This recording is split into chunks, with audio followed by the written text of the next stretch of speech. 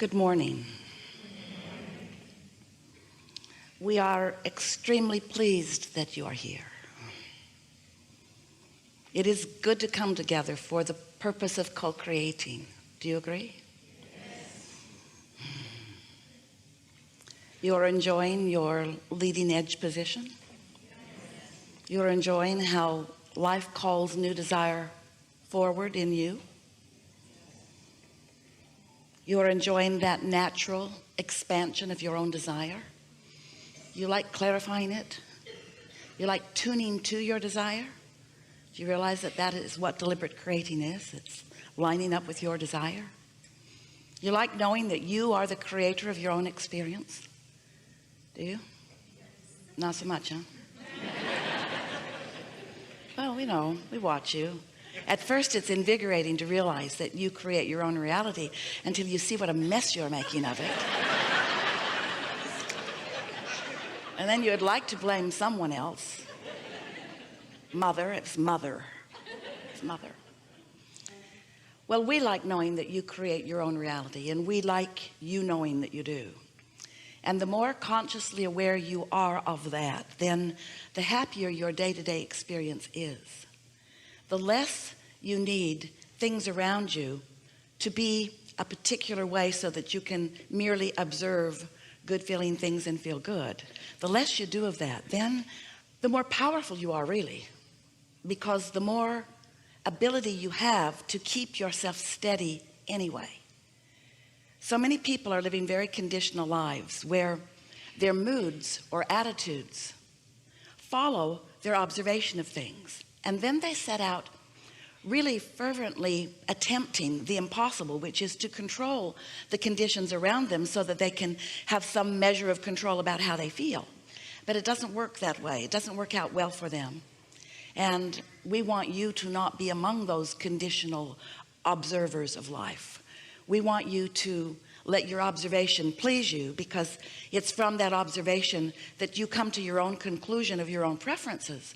But once those preferences have hatched within you, once you begin to have ideas of what you want, then it's a matter of deliciously focusing and feeling yourself aligning with your desire while you feel law of attraction responding to your focus and the momentum of your desire building within you even before it manifests.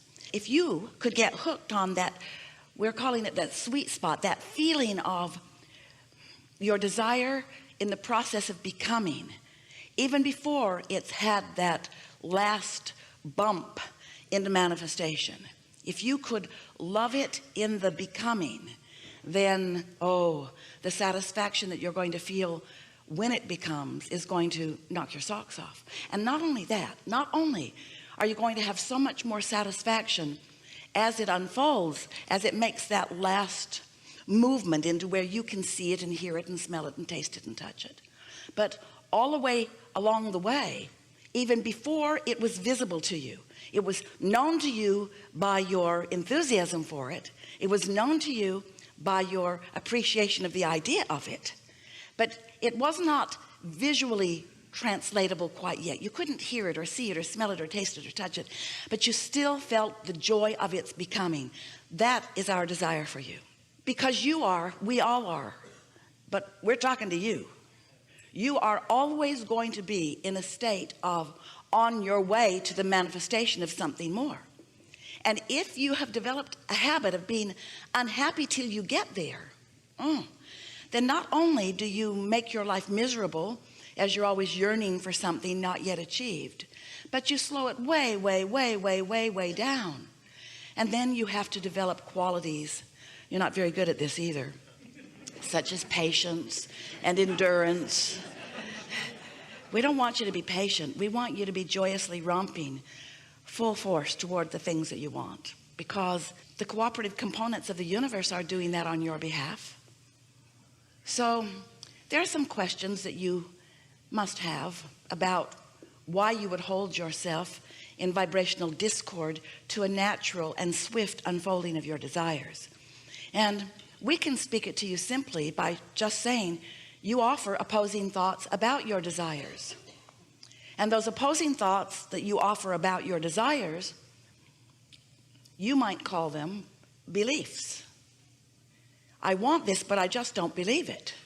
And usually the reason you don't believe it is because you haven't witnessed yourself experiencing it before. And so the belief that you hold is laced in so much opposition to your desire that the term for that state of consciousness has to be doubt.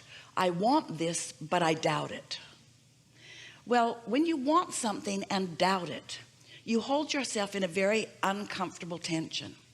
And of course, you're not wanting it and doubting it in the same moment, because you can't hold that convoluted of a thought till it manifests and you observe it, because you're thinking one thought at a time, really. So when you are thinking of something that you desire, the question is, how does it feel when you're thinking the thought? And the way it feels is your clue about whether this is a desire thought or whether this is a doubt. So recently we have begun offering an analogy that when life helps you to know that you want something, it's like you put an engine on you, the train. You're a train, you're on a nice flat surface. There's no hill to climb. It's just a nice flat surface. And when you manifest, now you're going to think that's an odd word, but it isn't. When you manifest a desire, when a thought comes into your mind and you're thinking, I really would like that, that's like plunking a powerful engine on your train going that way. But if the next thought that follows is, but I don't think I can do that, then you plunk an equally powerful engine on the other end of your train going in the opposite direction, so you don't gather any momentum. You don't gather any enthusiasm. Where if you said, I think I would like to have this, and the reason that it is attractive to me is because, and I get the idea that I would enjoy it for this reason and this reason and this reason. Now another engine, another engine, another engine, more momentum, more momentum, more momentum.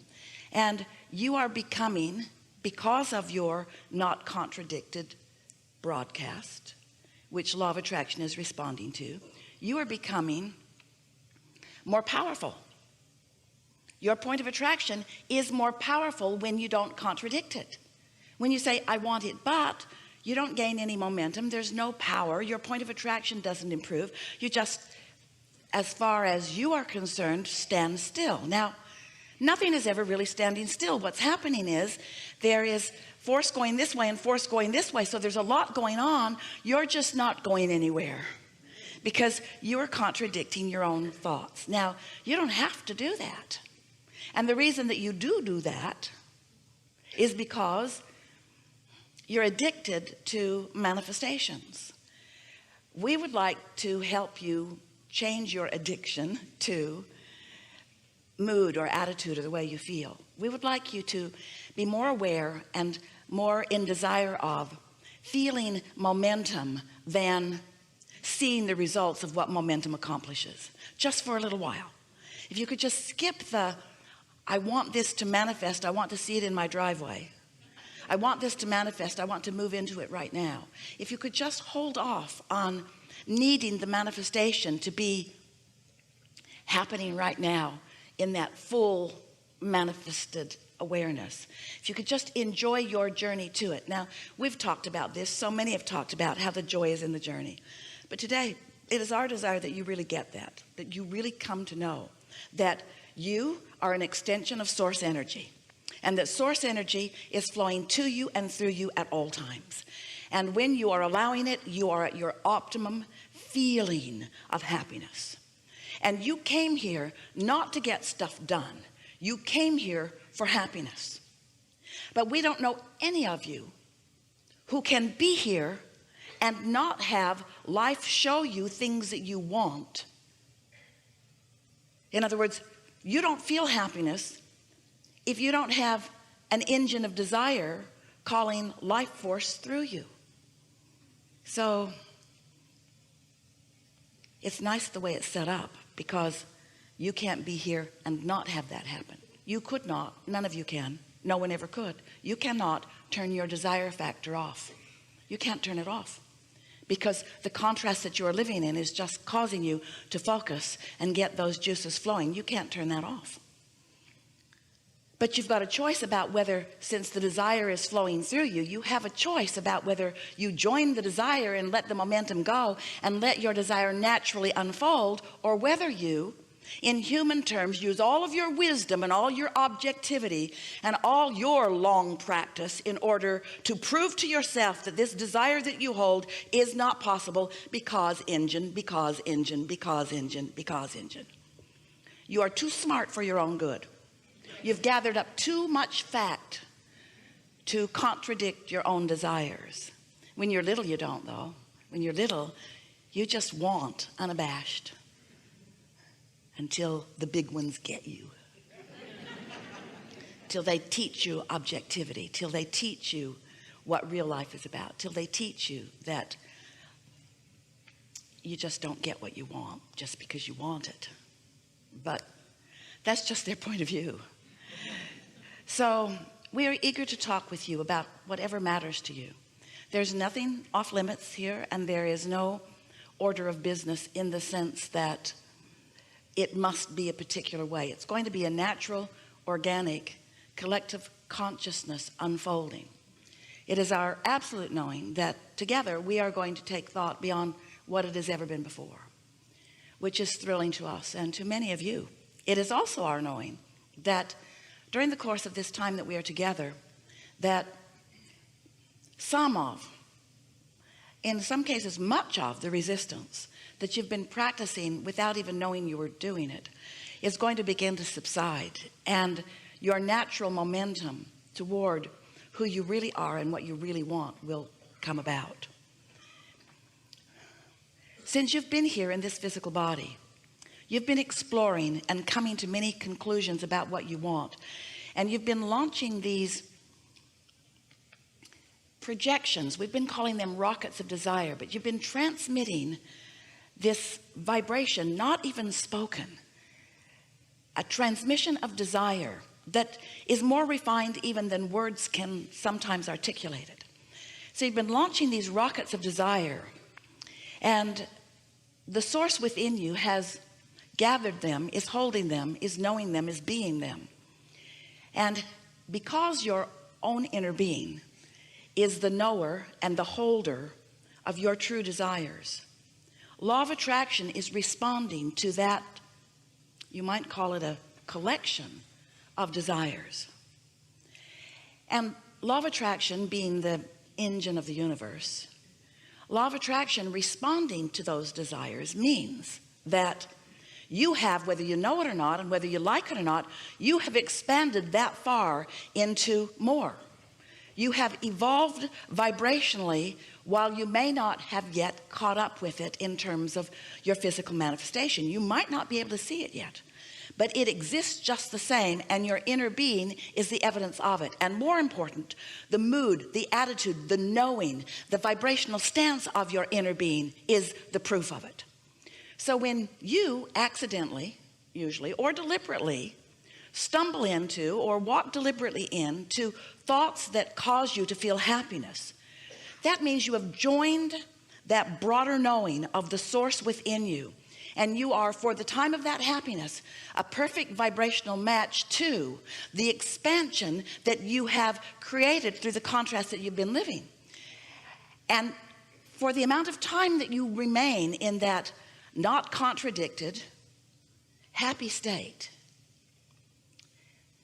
momentum about what you are asking for happens, and hints of it show up to you, clues show up to you, evidence of it shows up to you. So today, as we're chewing with you about things that matter to you, it is our desire to help you to lower resistance. You can't lower your desire. The source within you demands that. But you could stop fighting your own expansion. And that really is what this gathering is about. We've been calling it the art of allowing who you really are to manifest out here where you can live it fully, where everyone else can see it. Good deal? What do you want to talk about? It's going to be a good day.